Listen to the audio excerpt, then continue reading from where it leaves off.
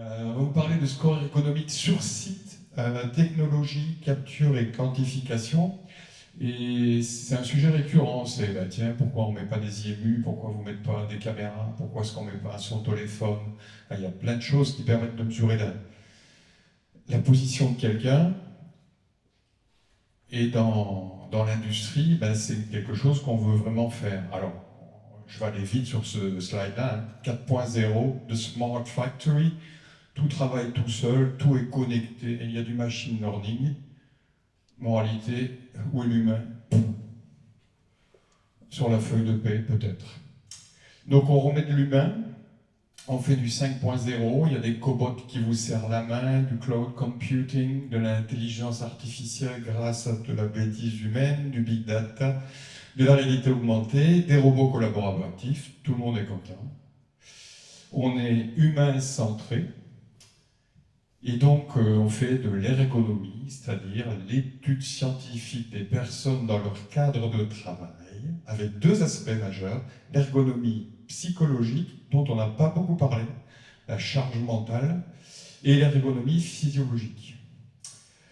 Donc nous avons tous cité différents chiffres, hein. Ceux-là sont pour l'Occitanie, 80% des problèmes de santé liés au travail sont des TMS en 2022-2025. Et donc, il y a un impact sur la santé du travailleur et il y a des répercussions directes sur la productivité. Alors, je suis belge, j'adore les jeux de mots, j'en fais en grec. Donc, à gauche, ergoin nomos, et à droite, du latin, ergonomie. Le travail, la loi, donc je modifierai. Elle est gratuite, je vous l'offre. Et on est en plein dedans. Donc pour l'ergonomie, pour rattraper la loi sur le lieu de travail, je dois modifier quelque chose. Donc je vais d'abord essayer de savoir comment je bouge. Et donc dis-moi comment tu bouges, je te dirai comment tu vas. Donc forcément, vous demandez à une intelligence artificielle de vous fabriquer deux systèmes. Le premier, le plus compliqué possible pour prendre les meilleurs mouvements de quelqu'un. Et l'IA vous génère ça. Des fils partout, des caméras partout, sans contact, mais avec plein de fils. Et en fait, on n'en est pas loin. Et puis après, vous lui dites, je veux un système de capture le mouvement le plus simple possible. Et l'IA vous dessine ça.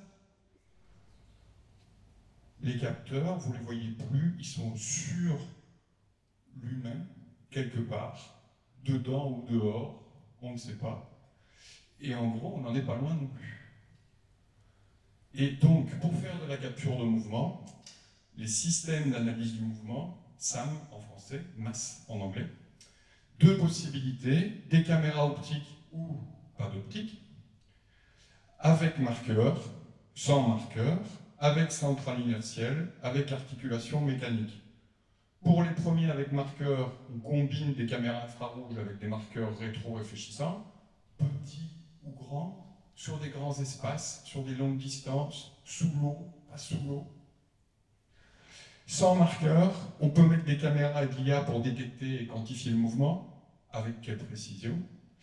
Pour les centrales inertielles, on a plein de capteurs de données et des transmissions vers une station mère qui doit récupérer toutes les données. Et enfin, articulation mécanique, c'est au début, on a fait ça pour les effets spéciaux dans Jurassic Park.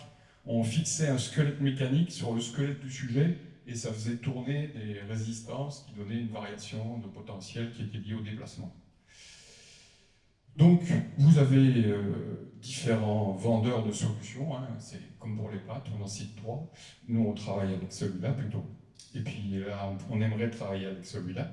Et puis sinon, on travaille avec celui-là et ça, on ne fait pas.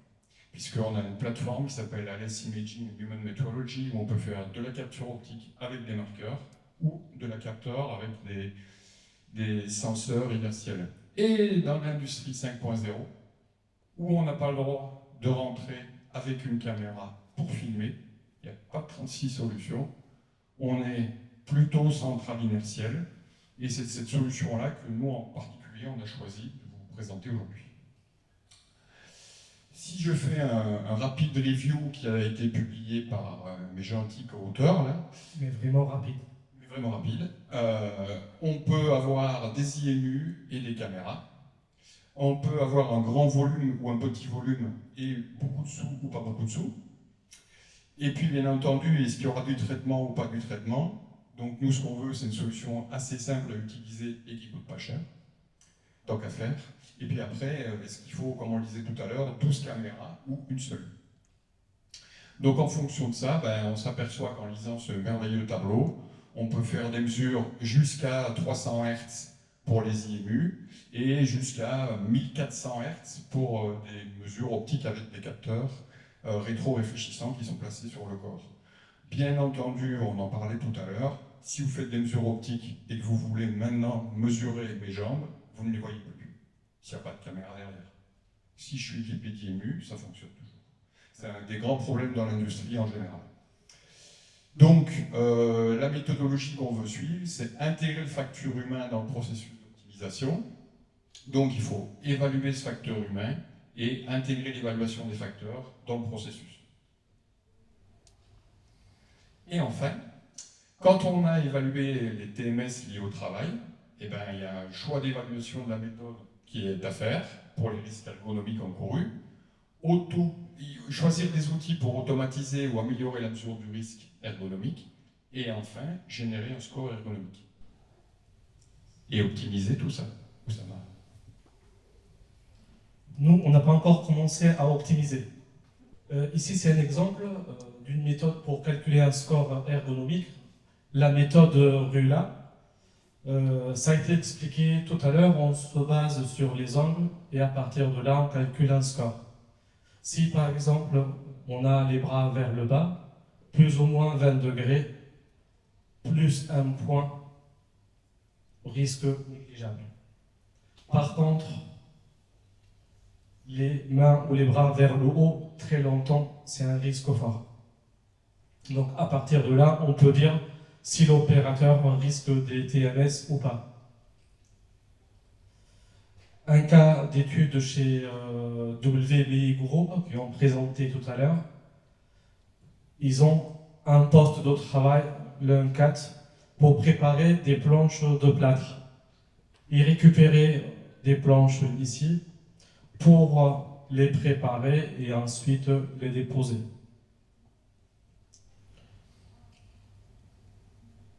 Ce qu'on a fait, on a équipé un opérateur avec des capteurs en utilisant la technologie X-Sense d'Awinda. Ici, on voit les différents capteurs sur le corps de Noah, notre doctorante, et ça génère son jumeau numérique. On place les capteurs, on collecte les données de mouvement, on analyse les données, on visualise et à partir de là, un peu de programmation et on sort un score ergonomique. Si le score est faible, rien à signaler. Si le score est élevé, à partir de là, on doit décider comment réduire les risques de blessures ou de TMS. Pour le poste de travail chez WBI Group, ici, on a les déplacements de l'opérateur pendant son travail. On a les 3 postes, on sait qu'il s'est déplacé par ici et par là. À partir de là, soit on pense à reconfigurer son poste de travail, ou chercher à identifier les gestes pénibles et essayer de les supprimer. Peut-être penser à des solutions plus compliquées, plus difficiles à mettre en œuvre, la robotisation et la cobotisation. Ce sont des technologies qui nous semblent faciles à mettre en place, mais plutôt très compliquées. Et ça coûte cher aussi. Et sans parler de la consommation d'énergie derrière. D'autres solutions, comme les exosquelettes, ça fonctionne dans certains cas et ça permet de réduire les risques de troubles musculo-squelettiques. Les perspectives dans le cadre du projet Opergo TMS. Ici, je définis l'environnement de travail où il y a l'opérateur, les postes de travail et les tâches. Et après, j'ai un groupe B ici, ce qu'on appelle les contraintes et les objectifs. Les contraintes liées à la production, au déplacement, au planning, et l'optimisation, comment on va améliorer la planification de la production en tenant compte des aspects humains, financiers et environnementaux. Notre idée, c'est de définir un processus d'optimisation qui prend en compte le facteur humain. On regarde le planning, on commence la production, on capture le mouvement, on fait des analyses, on injecte toutes les données dans un système d'aide à la décision qui va prendre des décisions, proposer une nouvelle version améliorée et rebelote, c'est-à-dire on continue l'optimisation du processus de production. Ici, je parle de quelques perspectives. Tout à l'heure, il y avait une question par rapport à la méthode de REBA. La question par rapport à la charge manipulée par l'opérateur. Dans la méthode de REBA, on est obligé d'intégrer un stoppant lié à la manipulation des charges. On a déjà commencé à regarder comment on peut estimer la charge d'un outil ou d'un objet. À partir de là, on peut calculer correctement le score ergonomique. D'autres solutions, comment on peut estimer la pose humaine à partir d'une vidéo. Ça reste des solutions pas chères, très accessibles, faciles à mettre en œuvre. Et on peut capturer le mouvement de plusieurs personnes à la fois. D'autres solutions, estimation de la charge cognitive. Dans le cas précis, c'est Gérard Vray sur la plateforme, donc qui soit utilise directement l'électroencéphalogramme et un dépouillement pointu après avoir réussi à sortir le bruit et utiliser la donnée utile, qui l'utilise ensuite après pour calibrer des mesures qui sont faites par spectroscopie proche infrarouge, où là c'est juste deux petits capteurs qu'on poste sur en frontal, et à partir de là on est capable de savoir si on a un niveau de confort qui est bas ou un niveau de stress qui est élevé en fonction de par exemple, un dentiste qui le matin travaille, qui est très détendu, charge mentale faible. Le soir, il en est à la 18e molaire qu'il a extraite, charge mentale plus élevée, il faut aller chercher les enfants, etc., etc. Et là, bien entendu, ça aussi, ça joue sur le confort du travailleur.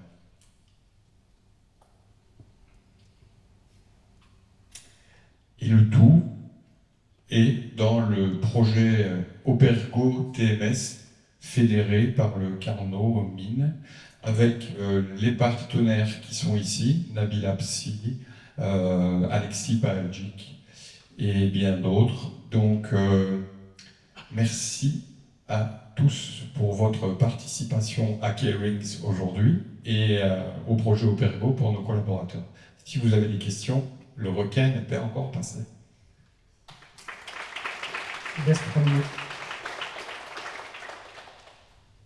Oui. Je me demandais si avec votre solution de capture du mouvement, comme il y a un peu une phase de reconnaissance d'activité, j'ai l'impression avec la technologie, s'il y aurait un intérêt aussi à pas chercher à capter et à prédire une activité en fonction du mouvement, mais aussi à traquer des objets, typiquement reconnaître une activité avec une interaction d'une utilisation d'un objet, d'un outil, donc plutôt que de le prédire par avec des mouvements, d'aussi utiliser, donc de mettre des capteurs sur des outils en fait, directement. Oui, alors il y a deux choses qui sont envisagées. Soit on met un capteur, on met un IMU supplémentaire sur l'objet, Et il peut être lié à une des parties du corps et il va voyager avec son propre système qui va lui dire où il est, de la même manière. Soit, quand c'est de la capture optique, on a de la même manière un cluster de systèmes optiques qui va réfléchir la lumière et qui va dire c'est un objet, je sais comment il bouge, X, Y, Z et toutes les trois rotations. Et sinon, la manière la plus intelligente, et ça revient au projet dont on discutait ensemble tout à l'heure, on colle un petit RFID sur le système, on dit ce colis-là fait 10 kg. Dans le système de capture de mouvement de la personne, on intègre un capteur RFID qui dit il a pris un colis de 10 kg, donc dans l'heure et bas, je charge de 10 kg. Il a pris une autre caisse de 15 kg 45, je passe à 15 kg 45. Donc le système dont on parlait tout à l'heure et que vous utilisez dans votre techno, c'est aussi bien entendu quelque chose qui peut servir ailleurs. Puisqu'on est là pour partager notre curiosité et notre persévérance. Autre question? Je ne suis pas du tout ingénieur de formation, donc, mais il me semblait qu'il y avait peut-être un peu d'over-ingénierie. Est-ce qu'on a besoin de coupler, par exemple, le motion tracking avec l'aspect psychologique? Et finalement, est-ce que des données de motion tracking, on voit déjà l'évolution dans le temps qu'on peut lier justement à un mal-être, une fatigue, parce que je pense que la qualité des mouvements va se dégrader chez le personnel. Est-ce que ça vaut vraiment le coup de s'amuser à tout faire? Est-ce que c'est pas l'over-engineering et c'est pas tellement efficace à la fin? Enfin, c'est intéressant scientifiquement, mais après, dans une institution comme Airbus, il faut quand même aller à l'efficacité. Alors, la réponse est je ne sais pas. Mais par contre, une chose est sûre, c'est qu'on peut voir l'endommagement du mouvement avec la fatigue, ça c'est sûr.